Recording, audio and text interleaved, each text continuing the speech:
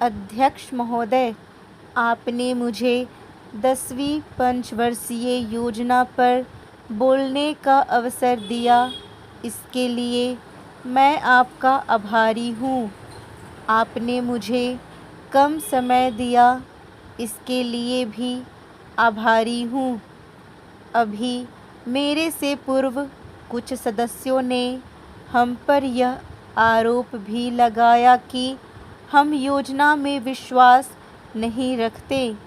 उन्होंने तो यह भी कहा कि हमारे चुनाव घोषणा पत्र में भी उनको इस बारे में कुछ नज़र नहीं आया। मैं इस बारे में यह निवेदन करना चाहता हूँ कि उन्होंने कोई दूसरा घोषणा पत्र देखा, गलत घोषणा पत्र पढ़ा और उसी को हमारा घोषणा पत्र समझ बैठें। लेकिन मैं यह कहना चाहता हूँ कि हमारा घोषणा पत्र इस समय मेरे पास है।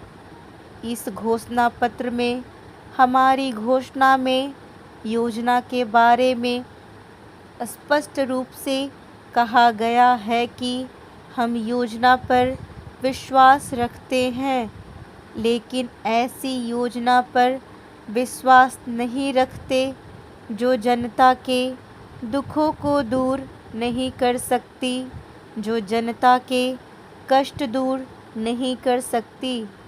आज तक जितनी भी योजनाएं बनाई गई हैं, जिन्हें हम पहली पंचवर्षीय योजना, दूसरी पंचवर्षीय योजना और 10वीं पंचवर्षीय योजना आदि कहते हैं, और उन योजनाओं में हमने जो कुछ निर्धारित किया, उनसे हम जनता के दुखों को दूर नहीं कर सके और जनता के कष्ट दूर नहीं हुए।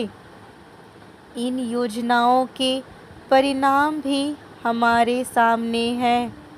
बड़े बड़े अनुभवी बैठे, उन्होंने योजनाएं बनाई, लेकिन योजनाएं ठीक प्रकार से कार्यान्वित नहीं की गई। उन योजनाओं में काफ़ी दोष थे, जिसके कारण ये योजनाएं लोगों के दुखों को दूर नहीं कर सकी। लोग दुखी ही रहे। मैं यहाँ पर कहना चाहता हूँ कि जो हमारी योजना थी, उसका परिणाम क्या निकला? उसका परिणाम यही निकला कि हमें रुपयों का मूल्य कम करना पड़ा।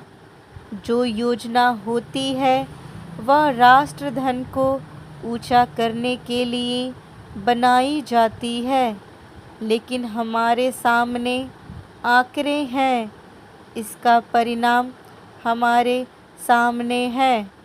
हमने अब तक 9 पंचवर्षीय योजनाएं कार्यान्वित की हैं, लेकिन हमारी प्रति व्यक्ति आय में और जीवन स्तर में अपेक्षित वृद्धि नहीं हुई है। यह दुख की बात है। मैं यह कहना चाहता हूँ कि हमारी ऐसी योजना में विश्वास नहीं है जो जनता के कष्टों को, जनता के दुखों को दूर न कर सके। हम ऐसी योजनाओं पर विश्वास करते हैं जो उनकी आयु बढ़ा सके, उनका आर्थिक विकास कर सके, उन्हें उन्नत कर सके।